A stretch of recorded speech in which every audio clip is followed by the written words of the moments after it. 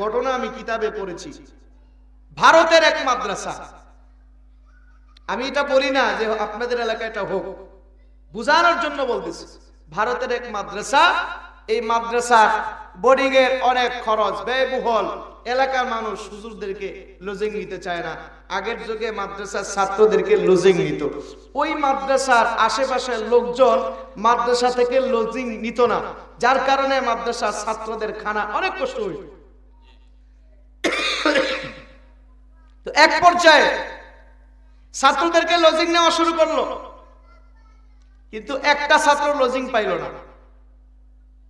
কেউ তাকে খানা টানা দেওয়ার জন্য প্রস্তুত না। হঠাৎ একদিন এক ব্যক্তি মৃত্যুবরণ করছে। ওই ব্যক্তি আইসা চিন্তা করে, ওই এলাকার মধ্যে একটা প্রচলন ছিল, যেই বাড়িতে মৃত্যুবরণ করবে ওই বাড়িতে একজন মাদ্রাসার ছাত্রকে 40 দিন খানা খাওয়াইবে। এটার একটা রেওয়াজ ছিল ওইখানে। ওই দিন মারা গেছে, তো হুজুরের কাছে আসছে একজন ছাত্র, দেন 40 দিন আমার বাড়িতে খানা খাইবে।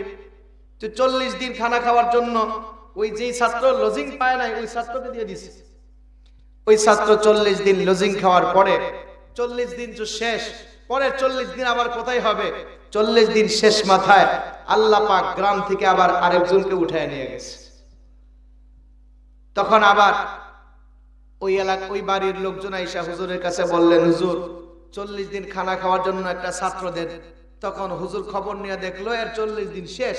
তখন বললে, এর 40 দিন এর আগে এক বাড়ি দেখাইছে, এখন 40 শেষ হয়ে গেছে, তুমি তাকে নিয়ে যাও। 40 দিন এর বাড়িতেও খাইছে, 40 দিন শেষ, আবার আরেকটা মৃত্যুবরণ করছে।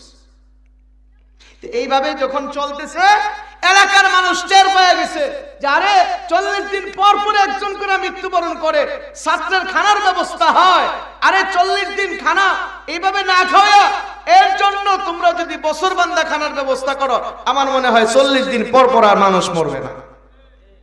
হ্যাঁ, যেমন কথা তেমন কাজ।